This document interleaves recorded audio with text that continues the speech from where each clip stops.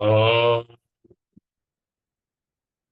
कूजन्तं राम रामेति मधुरं मधुराक्षरम् आरुह्य कविताशाखां वन्दे वाल्मीकिकोकिलम्। वाल्मीकिर्मुनिसिंहस्य कवितावनचारिणः शृण्वन् रामकथानादं को न याति परां गतिम्। यः पिबन् सततं रामचरितामृतसागरम् अतृप्तस्थं मुनिं वन्दे राचेतसमकल्मषम्। गोष्पदीकृतवारीशम् असकीकृतराक्षसम् रामायण महामालारत्नं वन्दे नीलात्मजम्। अञ्जनानन्दनं वीरं जानकी शोकनाशनं कपीशमक्षहन्तारं वन्दे लङ्का भयङ्करम्।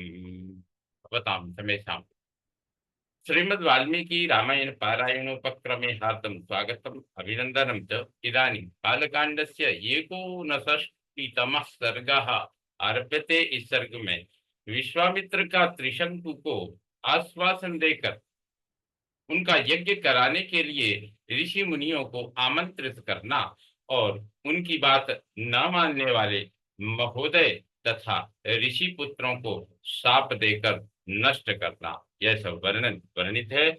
उक्तवाक्यम तु राजानं कृपया कुशिकात्मजः अब्रवीन् मधुरं वाक्यम साक्षात् चांडालताम गतम। सतानंद जी कहते हैं, श्री राम साक्षात चांडाल के रूप को स्वरूप को प्राप्त हुए राजा त्रिशंकु के पूर्वोक्त वचनों को सुनकर कुशिक नंदन विश्वामित्र जी ने दया से द्रवित होकर उनसे मधुर वाणी में कहा, इक्ष्वाको स्वागतम वत्स जानामि त्वां सुधार्मिकं शरणं ते प्रदास्यामि मां भैषीर्नृपपुंगव।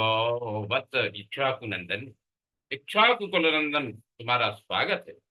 मैं जानता हूं तुम बड़े धर्मात्मा हो। नृप प्रवर डरो मत, मैं तुम्हें शरण दूंगा। अहमामंत्रये सर्वान् महर्षीन् पुण्यकर्मणः यज्ञ सहायकरान् राजन् ततो यक्षसि निर्वृतः। राजन, तुम्हारे यज्ञ में सहायता करने वाले समस्त पुण्यकर्मा महर्षियों को मैं आमंत्रित करता हूँ, फिर तुम आनंद पूर्वक यज्ञ करना। गुरुशाप कृतम रूपम यदिदं त्वयि वर्तते अनेन सह रूपेण स शरीरो गमिष्यसि। हस्तप्राप्तमहं मन्ये स्वर्गं तव नराधिपो यस्त्वं कौशिकमागम्य शरण्यं शरणागतः।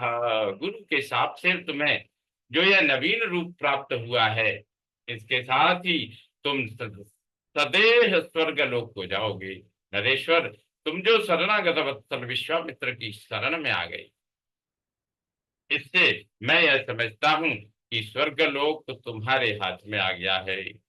एवं उक्त्वा महातेजा पुत्रान् परम धार्मिकान् व्याधिदेश महाप्राज्ञान् यज्ञ संभार कारणात्। ऐसा कहकर महातेजस्वी विश्वामित्र ने अपने परम धर्म परायण महाज्ञानी पुत्रों को यज्ञ की सामग्री जुटाने की आज्ञा दी।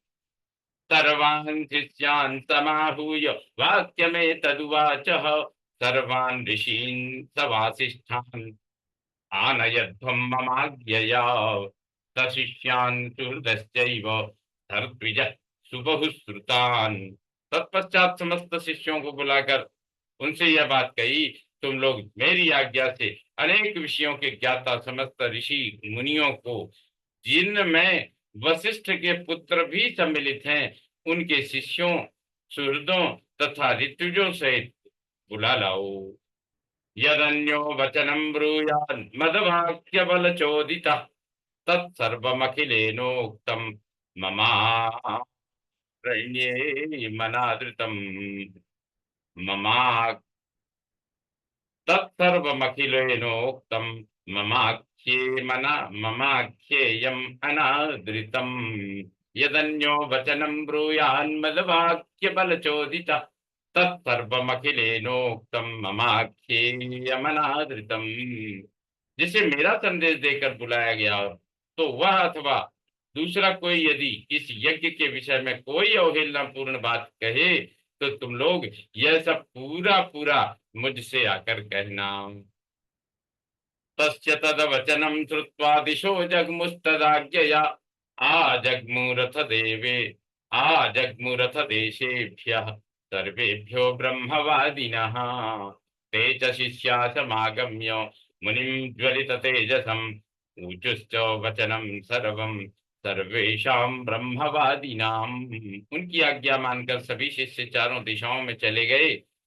फिर तो सब देशों से ब्रह्मवादी मुनि आने लगे। विश्वामित्र के वे शिष्य उन प्रज्वलित तेज वाले ब्रह्मर्षि के पास सबसे पहले लौट आए और समस्त ब्रह्मवादियों ने जो बातें कही थी उन्हें सबने विश्वामित्र जी से कह सुनाया। श्रुत्वा ते वचनम सर्वे समायान्ति विजातय सर्वदेशेषु चागच्छन् वर्जयित्वा महोदयम्।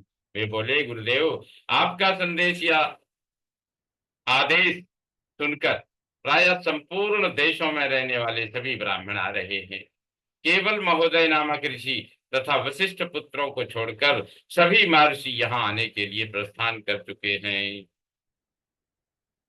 वासिष्ठम यच्छतं सर्वं क्रोध पर्याकुलाक्षरम यथा वचनम सर्वम ननुत्वम मुनि पुंगव। मुनि श्रेष्ठ वशिष्ठ के जो 100 पुत्र हैं उन सब ने क्रोध भरी वाणी में जो कुछ कहा है वह सब आप सुनिए। क्षत्रियो याजको यस्य चांडालस्य विशेषतः कथम सदसि भोक्तारो हविस्तस्य सुरर्षयः ब्राह्मणा वा महात्मानो भुक्त्वा चांडाल भोजनम कथम स्वर्गम गमिष्यन्ति विश्वामित्रेण पालिताः। वे कहते हैं, जो विशेषतः चांडाल है और जिसका यज्ञ कराने वाला आचार्य क्षत्रिय है उसके यज्ञ में देवर्षि अथवा महात्मा ब्राह्मण भविष्य का भोजन कैसे कर सकते हैं, अथवा चांडाल का अन्न खाकर विश्वामित्र से पालित हुए ब्राह्मण स्वर्ग में कैसे जा सकेंगे। एतद्वचननैस्तुर्यम् ऊचुः संरक्तलोचना वासिष्ठा मुनिशार्दूलो सर्वे सह महोदयाः। मुनि प्रवर महादेव के साथ वशिष्ठ के सभी पुत्रों ने क्रोध से लाल आंखें करके ये उपर्युक्त निष्ठुरतापूर्ण बातें कही थी। तेषां तदवचनं श्रुत्वा सर्वेषां मुनिपुंगव क्रोध संरक्त नयन सरोषो मिदम अब्रवीत। उन सबकी यह बात सुनकर मुनिवर विश्वामित्र के दोनों नेत्र क्रोध से लाल हो गए और वे रोष पूर्वक इस प्रकार बोले। यत् दूषयन्त्यदुष्टे माम यद्दूषयन्त्यदुष्टे माम तपोग्रम समास्थितम भस्मीभूता दुरात्मानो भविष्यन्ति न संशयः। मैं उग्र तपस्या में लगा हूं और दोष या दुर्भावना से रहित हूं, तो भी जो मुझ पर दोषारोपण करते हैं वे दुरात्मा भस्मीभूत हो जाएंगे, इसमें संशय नहीं है। अद्यते कालपाशेन नीता वैव प्रतक्षयम् सप्त जाति सितान्येव प्रतपा संभवन्तु ते स्व स्वमांसनियताहारा मुष्टिका नाम निर्घृणा। आज काल पास में बंद कर वे यमलोक में पहुंचा दिए गए। अब ये 700 जन्मों तक मुर्दों की रखवाली करने वाली, निश्चित रूप से कुत्ते का मांस खाने वाली मुष्टिक नामक प्रसिद्ध निर्दय चांडाल जाति में जन्म ग्रहण करें। विकृताश्च विरूपाश्च लोकाननुचरित विकृताश्च विरूपाश्च लोकान अनुचरन्त्विमान् महोदयश्च दुर्बुद्धिर्मामदूष्यं यदूषयत् दूषितः सर्वलोकेषु निषादत्वं गमिष्यति प्राणातिपात निरतो निरनुक्रोशताङ्गतः दीर्घकालं मम क्रोधात् दुर्गतिम वर्तयिष्यति। वे लोग विकृत एवं विरूप होकर इन लोकों में विचरें। साथ ही दुर्बुद्धि महोदय भी, जिसने मुझ दोषहीन को भी दूषित किया है, मेरे क्रोध से दीर्घ काल तक सब लोगों में निंदित, दूसरे प्राणियों की हिंसा में तत्पर और दया शून्य निषाद योनि को प्राप्त करके दुर्गति भोगेगा। एतावदुक्त्वा वचनं विश्वामित्रो महातपा विरराम महातेजा ऋषि मध्ये महामुनिः ऋषियों के बीच में ऐसा कहकर महातपस्वी, महातेजस्वी एवं महामुनि विश्वामित्र चुप हो गई। इत्यादि से श्रीमद् रामायणे वाल्मीकि आदि काव्ये बालकांडे एकोनषष्टितमः सर्गः संपूर्णतां याति।